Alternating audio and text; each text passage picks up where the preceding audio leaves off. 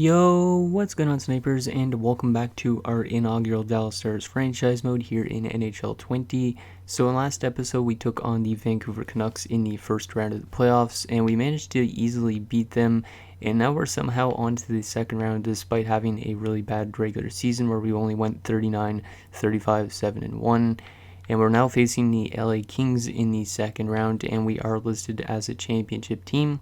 Hopefully we can get to the conference finals. So I showed you guys LA's lines in last episode, but I'm going to show you again just in case you forget because it's been a couple of days. So here is the roster for the Los Angeles Kings. As you can see, they have Luc Robitaille and Robert Lang, who are their best players pretty much, and then also Bill Guerin's pretty solid. The rest of their top six isn't the greatest, and then also their depth-wise isn't the greatest either. And then in terms of defense, they are a bit stronger because they got Zador, Zhitnik, and Blake. But goaltending-wise, this is where they have a big problem, as Vincent Riendeau is their starter at a 78, and they also have a low backup at 68 overall. And then their depth isn't the greatest as well, and they currently have an injury to one of their better players in Tony Granato.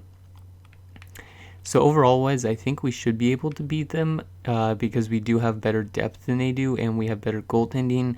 But then again, they could be one of those cheese teams, even though they finished ahead of us in the standings. Also, quickly before we get started in the simulation, I want to thank you guys a lot for the support, because today we reached 100,000 lifetime views on YouTube. So thank you all so much for watching.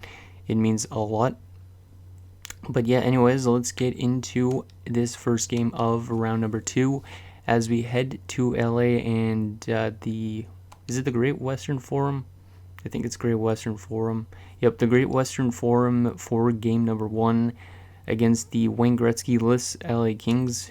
We only have to pretty much watch out for Luc Robitaille because he is very good.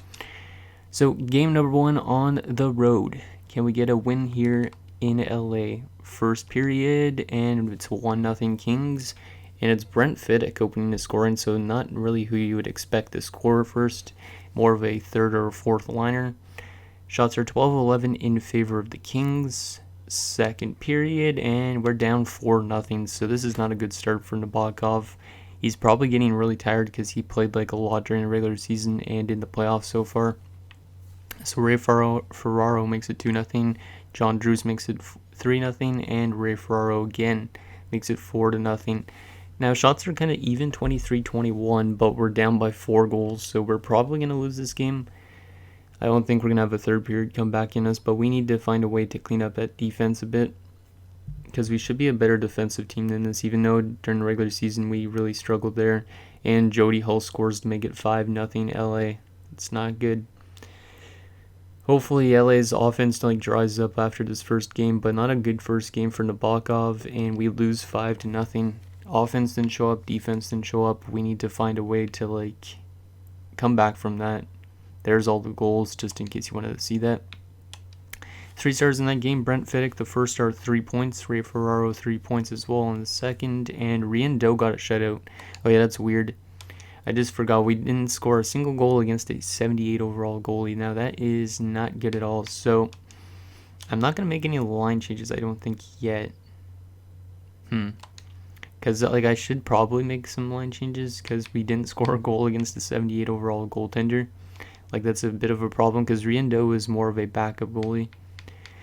So what we're going to do is we're going to move... Let's see, what can we do? Yeah, we're going to do that. So we're going to move Klatt down to the third line, move Dead to the top line, split up the top line, and move Courtnall to the second one. And, wow, Greg Adams dropped off a lot, so maybe that's why we're actually losing games, because he's nowhere near as good as he was, earlier in the year, I think. Maybe we want to move Greg Adams down in that sense. He's still pretty good, I think. How about defensively? We'll keep these two together still. Yeah, I think I want to keep the defense the same. And then goaltending-wise, we want to still run with Nabokov.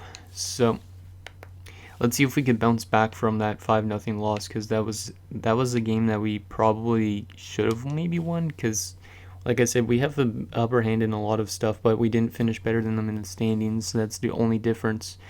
So here we go, game number 2, still in LA. Can we at least split the series going back home? That would be nice. First period of game number 2, and wow, okay, there we go, 4-1 for us. That's the type of offense I wanted to see. So Donald Ledette gets put to the top line. He scores a goal. Luc Robitaille then scores for them. And then Zalapsky, Gagne, and Ray Bourque all score. So we're up 4-1 after 1. Shots are 15-13 as well in favor of us. So this is definitely a reversal of last game. Hopefully we could keep it up. Second period, and it's 7-3 going into the third. Jeez, this is like a really offensive game. So they make it 4-2 as Kevin Todd scores. Ray Bourque scores again, so he's got 2 goals tonight to make it a 5-2 game at that point.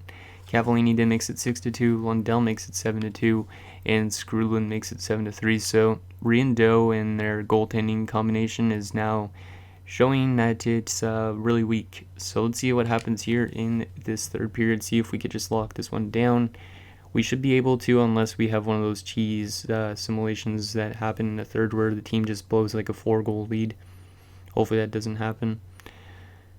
And this was going to be a very quiet offensive period, it looks like, by comparison to the first 2. We get one there by Courtnall to make it 8-3, and that is going to be the final in LA. So there's a great response to a very bad first game. Hopefully we could keep it up onto home ice. So Audette from Adano, Zalapsky from Pearson and Klatt, Gagne from Pearson and Slaney, Bourque from Courtnall and Lundell, Bourque again from Wong and Courtnall, Cavallini from Stewart and Gagne, Lundell from Hatcher and Zalapsky, and Courtnall from Hatcher and Lundell. So a lot of points in that game. Courtnall gets first star with 3 points, Lundell the second star with 3 points, and Ray Bourque the third star with 2 goals. So it wasn't really a good game again by Nabokov, but our offense showed up out of nowhere, considering we didn't score any goals there, and then we just scored 8 randomly. Hopefully we could continue that into the Reunion Arena in Dallas and see if we could take a 2-1 series lead. That would be nice. Hopefully we could take both these home games. I would not want to just take one, because then we'd be heading back to LA with the tie series. So first period of game number 3. And it's another offensive first period, but it's 3-3 this time. So Granato has returned from injury, it looks like. He opens the scoring. Don Sweeney ties it up. Granato takes a 2-1 lead for the Kings. Then Kevin Todd makes it a 3-1 lead. But then Wong and Hatcher score. So we're currently in a comeback mode. It seems like we have 3 goals on 9 shots. So we're definitely getting to Riendeau a lot. Let's see what happens here in a second. And it's still 3-3. So after a very offensive first period, a very quiet second period, shots are 25-17 in favor of the Kings. Let's see if we could get a goal to go ahead here in the third. Penalty kill, nicely done. Power play, no dice. Penalty kill again. Stop taking penalties, boys. Nicely done. Another power play chance and we don't score. A lot of special teams chances here in this third, and Kevin Todd makes it a 4-3 game for the Kings. That's not good. Time money down, we need a goal, and we're not going to get it done, so we lose 4-3 in game number 3, and we're down 2-1 again. We're not doing the greatest at defense, it seems like, which is why I brought in Bourque, so I don't know why we're not playing that good. So Sweeney from Young and Stewart, Wong from Adano, Hatcher from Stewart and Young, and that was the only goals. So Cam Stewart, I think, was our depth guy that we signed in the offseason, and he's came in and done really well. Or he was maybe our 4th liner. Yeah, because Mike Craig, I think we ended up putting his depth.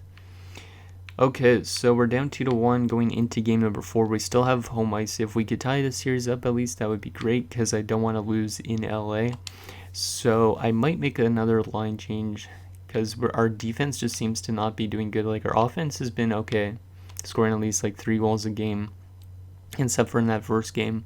It just, our defense seems to be not the greatest.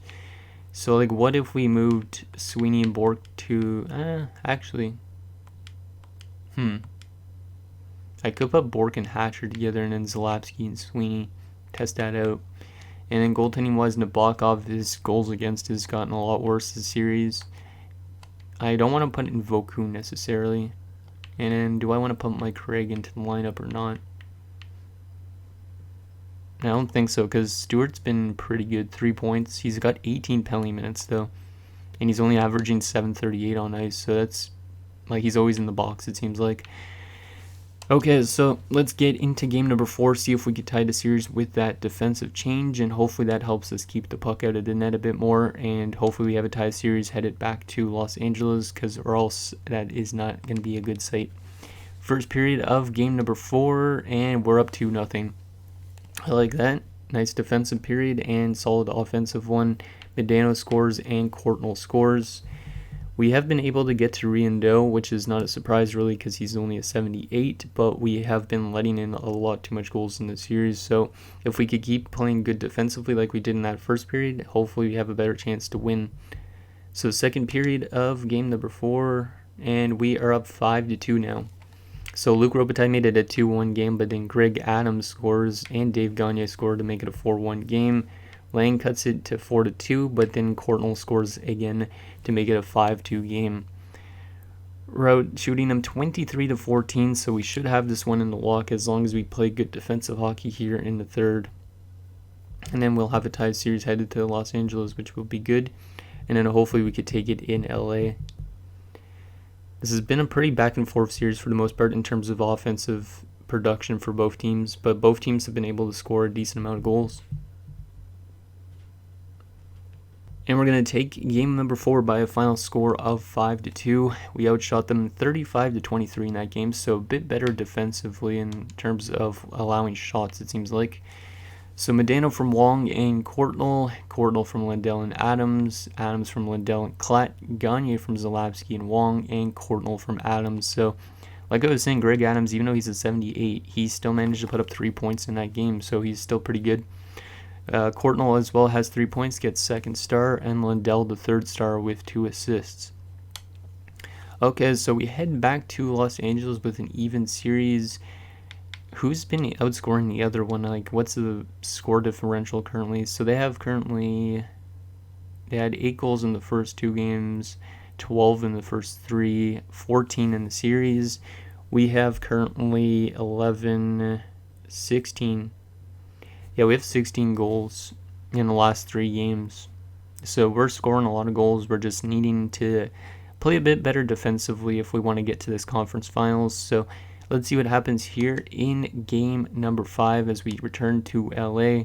Hopefully we could take a game here and maybe win the series on home ice. First period, and it's 2-1 for us. Nicely done, boys. Zalapsky scores, and then Kevin Todd ties it up. Gagne then will give us the lead late in the first period. We're being outshot 10-6, but we have a 2-1 advantage. Second period, and it's 4-3, so it's still a 1-goal game. Medano makes it 3-1, then Hull and Lang score to tie the game up, but Greg Adams gives us back the lead. Shots are 19 apiece. Let's see what happens here in this third period. It's a pretty close game for the most part, and John Druce ties it up. Not good. Come on, boys. Penalty kill. We're taking a lot of penalties in the series, it seems like. Could be Cam Stewart, probably, though. And we're going to score a power play goal. Dave Gagne to give us a lead 5-4. Time winding down. Our power play is actually doing better this series, it seems like. And we're going to win game number 5, 5-4. And we're 1 win away from going to the conference finals, which I'm kind of surprised about, considering how bad of a regular season we had. But we are being a bit of a cheese team, it seems like. So Zalapsky from Klatt, Gagne from Klatt, Medano from Courtnall and Bork, Adams from Courtnall and Lindell, and Gagne from Courtnall and Wong. So it seems like that offensive line change might have actually helped us out a bit with putting Audette to the top line and then moving Courtnall to the second line. So Gagne's got 2 goals. He gets first star. Druce the second star with a goal and assist. And Courtnall the third star with 3 assists. Okay, so we head back home with a 3-2 series lead. Let's just keep doing what we've been doing the last few games. We've been scoring a lot of goals recently. Like, I think that's 21 goals in the last 4 games, if I'm not mistaken. And we are currently 7-3 in this playoff run. Let's see if we could take the series on home ice, or is LA going to force a Game 7 situation? Let's just go real-time simulation for this game, considering it's one where we could win a series. Why not? LA makes it 1-0, not good. Luc Robitaille. Power play. And we let in another goal, Bill Berg. Maybe I shouldn't do real-time simulation. We're down 2-0 here in this first period. Nabokov not playing the greatest to start this one. And we are going to be down 2-0 after the first period. Shots are 14-12 in favor of us, but we're still down by 2 goals. Let's see what happens here in the second period. See if we can tie this one up maybe, or get at least close in. Robert Lang makes it 3-0. And Blake makes it 4-0. Damn, we're letting power play goals now, left and right. We're down 4-0 halfway through the game. We're probably going to have to, we're going to a game 7. There's no way we're going to come back from a 5-0 deficit. Yeah, let's just not even do real-time simulation. So we're down 5-0. Let's do a real-time simulation though for the third. Even though I don't think this team is going to score 5 unanswered in the game 6. But yeah, this has just not been a good game. This is like basically like game 1, where we just let in a lot of goals and we don't score anything. Yep, our offense dried up. 6-0 final. LA has tied the series, and we're going back to LA with a game 7, as they just scored a lot of goals in that game. Like, Nabokov has kind of dropped the ball a bit, it seems like, and the defense has been, it's been okay for some games, but it's not been consistent. So we have a game 7 situation. Do we want to make a line change? Oh yeah, Don Sweeney, was he injured? No, I don't think he was. He must have been injured at near the end of that game. No, he wasn't injured. Okay, good. Okay, so we have game 7. Do we want to make any line changes? Winner of the series will face either Detroit or Anaheim. How about in the East? It's Buffalo and the Rangers. Interesting. Oh, that's interesting. If we could somehow get to the Cup Finals, and Buffalo could get to the Cup Finals, we might actually have a rematch in 99 in the technically 99 season, I think. That would be actually insane. So if Buffalo wins this year, that would be kind of cool too. Okay, so let's make maybe some quick line changes just because this is a crucial game. What do we want to do though? We could always move Scott Young to the third line. No, that doesn't do anything good. Yeah, that doesn't do anything good in terms of boosts. What do we want to do? Wong there. That doesn't really do anything. That's interesting. Moving Lundell up and Medano down. Yeah, you know what? We're going to try that. Put Medano to the second line. See how that turns out. And then Nabokov, yeah, he's really dropped the ball this series, but I'm not going to put in Vokun because I don't trust really Thomas Vokun yet because he hasn't really had a whole lot of experience.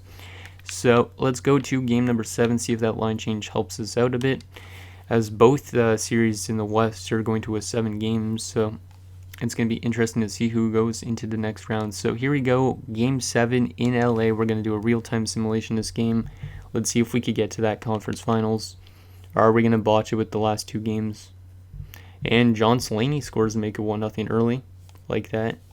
Not a guy that scores a lot, but okay. Penalty kill, and they tie it up. Kevin Todd. Not a power play goal, though. 1-1.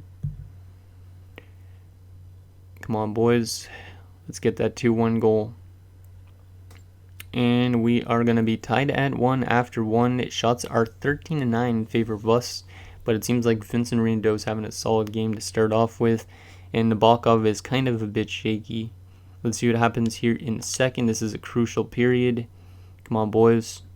Mike Medano, you haven't scored a goal yet, I don't think, this series, or you haven't scored a lot. Lundell scores, gets put to the top line, and makes it a 2-1 game. Good job, Anton. Leave it to the young guys, and Rob Blake is going to tie it right back up. Damn, this is a back-and-forth game 7, it seems like. And we are going to have a tie game going into the third as well. Shots are 21-17 in favor of LA, so a good bounce-back period, it seems like, for Nabokov, but it's still a tie game, so maybe the next goal is the winner. Let's see what happens here in the third. And you're going to let in a goal that early, Nabokov, into the third? Makes it a 3-2 game for LA. Penalty kill. It's a long penalty kill, and they score.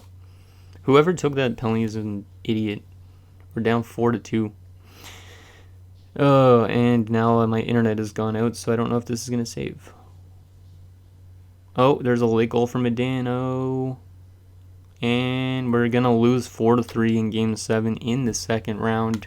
Medano came in the clutch, but we were already down by 2 goals at that point. And we lose in 7 games, which really sucks because we scored first and we were leading for a bit of that game. So Slaney from Courtnall and Medano, Lundell from Wong and Slaney, and Medano from Zalapsky and Courtnall. So, damn, I thought this team had a chance to at least go to the conference finals, but somehow LA in their cheese goaltending manages to get onto the next round. Okay, well, we're going to be in the offseason already, I guess. And Anaheim's also in the conference finals, so let's sim to the awards, I think, already. We won't check the retirements in this episode because it's already running at 21 minutes, but let's actually take a look at who led us in playoff stats, and then we'll sim to the awards, and then that'll be it for this episode, I think. So Courtnall led us in points with 15. Medano had 13, but he was kind of struggling a bit. Who has really bad plus-minus on this team? Brent Gilkers. So it looks like our fourth line wasn't doing that good. And in penalty minutes wise, yeah, I think we were just taking maybe a bit too much penalties, and that was our problem in that playoff round. Because Scott Pearson had 28 penalty minutes, Hatcher had 24, Zalapsky had 22, Stewart had 20, Audet had 20. Like, a lot of this team just took penalty minutes, which is not a good thing. And then goalie-wise, Nabokov really dropped off in that round, and that's probably also what bit us in the ass a bit. So hopefully we could play better in the playoffs next year. Like, this team is looking bright for the future in terms of young guys, but we do have a lot of older veterans that we're going to probably need to move out soon. Okay, so let's sim and find out who wins these awards, who wins the Stanley Cup in the 1999 season, technically. And then I'll show you guys the draft class, and then I think that'll be it for this episode. Okay, so we got to re-sign with Dallas first, because, yeah, we got to re-sign with Dallas for the next 5 years. Not leaving Dallas. And wow, okay, Buffalo won the Stanley Cup in 1999. That's actually pretty cool that a team that I made like kind of different in 94, they somehow go on to win in a year that they actually went to the Cup Finals. So if only we would have gotten to that Finals as well, that would have been pretty cool. But Buffalo wins the Cup and Bakersfield wins the AHL. Okay, let's take a look at those individual awards, and then we will check the draft class. So let's quickly take a look at the playoff tree. So it was Buffalo and Anaheim in the Stanley Cup Finals. So Anaheim would have been like 4 years away from going to the Cup Finals, because they won in 2003, so I don't know if it's really that accurate, because at this point in time, they were kind of a bad team, I think. But other than that, it was Buffalo and the Rangers in the East in the conference finals, and Anaheim and LA. LA went out in 5 games, so the Ducks must have been really good with like Paul Kariya and whatnot, because I think I made Paul Kariya in this build. Okay, let's take a look at individual awards. So Buffalo wins the Stanley Cup for the 1999 season, and Rangers won the President's Trophy again for the second time in 3 years, and it was in Anaheim and Buffalo Cup Finals. For individual awards, Martin Ruchinski wins the Art Ross. That is the weirdest award I've ever seen for a guy. Matt Sundin wins the Hart Memorial Trophy. Brian Leach wins another Norris, so he's won 4 straight Norrises. Robert Cron wins the Lady Byng. Yasu, who's a rookie for the Leafs, wins the Calder. Alex McGinley wins the Conn Smythe, so I guess he's still staying with Buffalo, even though in real life at this point in time he would not have been with them, I'm pretty sure. Mike Richter wins the Vezina for the second time. Olaf Kolzig wins the Jennings. Him and Fredrik Norrena in Finland. Marcus Ragnarsson wins the Bell Masterton. Hutton, who is the coach for the Rangers, wins the Jack Adams. Mary Lemieux wins the Selke, and the Lindsay goes to Sundin, and Adam Graves wins the Maurice Richard. In terms of the AHL, anybody for us win any awards? Wait, is that Tommy Salo down there? No, it's a forward that scores the most goals. Okay, I was going to say, why is Tommy Salo down in the AHL?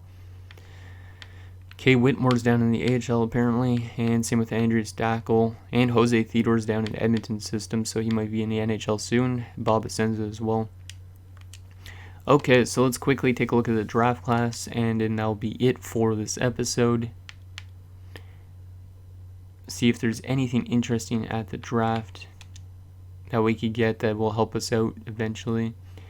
So there's a franchise guy going first. Okay, that's interesting. But we are drafting probably like 25 or 26, I would assume. So we probably would be around this point, which means we could get some more top 6 forwards, or maybe this guy's elite. I don't know if he's elite. He's probably top 6 as well, but there's also a defenseman we might want to go with. He's probably top 4. Any good potential guys I could pin? And there is this guy that's supposed to go 13th, but we're not going to be having 13th overall. Any low elites? If there's any low elites, I might draft those guys. Okay, let's see if there's any low elites in this draft.